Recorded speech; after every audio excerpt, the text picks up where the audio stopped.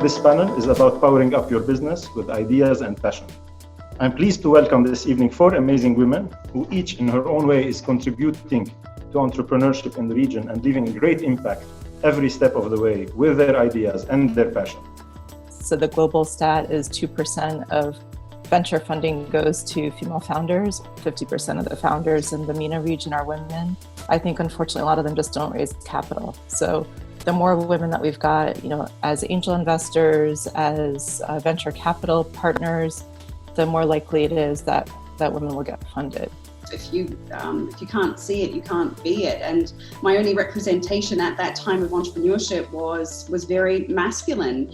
If you have the choice, always take an investor that can add value, either through giving you their time, giving you access to their network, helping you open up markets, somebody that's invested in a similar company to yours, somebody that can introduce you to other companies either within the same field or other startups. Although we have pivoted over the years and they have guided us through those pivots, we remain very, very loyal to our values, and I think that's really important. Time, but energy is also a really big one, especially when you're starting up an idea and you have this vision about what you want to create. You can be very impatient and also get caught up in that sort of long-term vision of where you want to be in 3 to 5 years and not actually look at the current day or the end of the week and what you need to have achieved by the end of that in order to get that big goal sorted. I think it's really important to have chemistry with your co-founders, but I think it's also very important to understand what is the skill set of each person, what are they bringing to the table, and ideally, if they're complementary, you have a great team. I need someone that I completely blindly trust. And then the second thing is that also that I trust in his capabilities. So I know what he's good at, I know what he's not good at, and we're both really transparent with each other.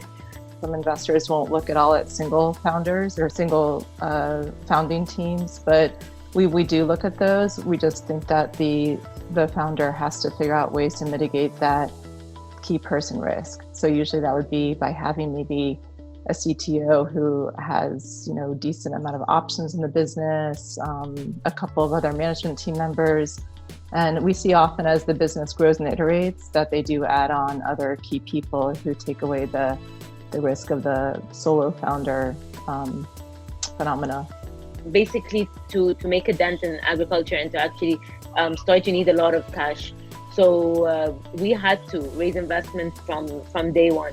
And we chose to go to the really well-known investors and those that are really actually quite difficult to get investment from in Egypt, to get them to buy in, because a lot of people were hesitant because of the brother and sister combo that Heather had mentioned.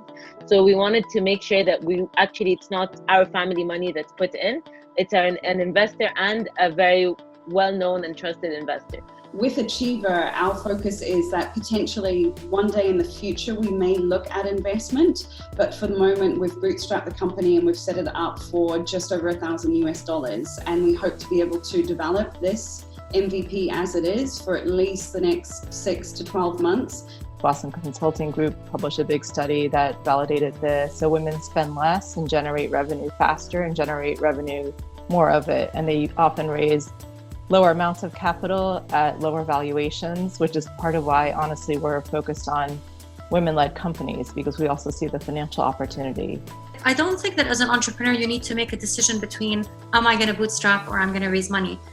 Because the fact is, you're going to be doing both at any point in time. Even when you raise money, it still means you need to use your money very, very wisely. As Heather said, you can have a situation where, unfortunately, an investor will push the founders into making a decision that is not necessarily, that might be very, very, very profitable, but not necessarily in alignment with the values of the company. I think you need to really understand your industry. Does it need to have a lot of cash from the beginning? Or are you trying, or is there someone who's dominating the market that you really need to take over and really make your dent in the field? Or is it a completely open space that you also need to really grow really fast, because it's going to bring attention to an area that has not been looked at before, and that's going to get competition, that's going to raise millions of dollars and really negate the efforts that you have been doing? really what you've got to think about is, what am I trying to accomplish? How much money do I need to get there? And how long is it going to take me? And you need to have a very, very, very clear use of funds. No investor will give you money if they don't know how you're going to use your money or what it's going to go towards. I think that there is a common misconception about networking, and that you have to go out and meet new people and to make new connections. And oftentimes this will be demonstrated with people flinging business cards at you left, right and center. Your network is your net worth at the end of the day, and you really need to take care of your network. I'm part of some investor salons where there might be one person who invites me, and then maybe it's 5 to 10 people total. And, there's a feeling of trust because I have that one relationship in that group. So then I'm willing to share things with the wider group. Those relationships that you build, especially as expats, because I know a lot of people are in different parts of the world, they are so essential. And so when you do have that moment when you think, I've hit the bottom of the barrel, lean on those support systems, because they are the ones that are going to help you revisit why you started in the first place, to show you other people that have been in your place before and have been able to succeed. We have a group of 200 entrepreneurs where we meet every 2 weeks.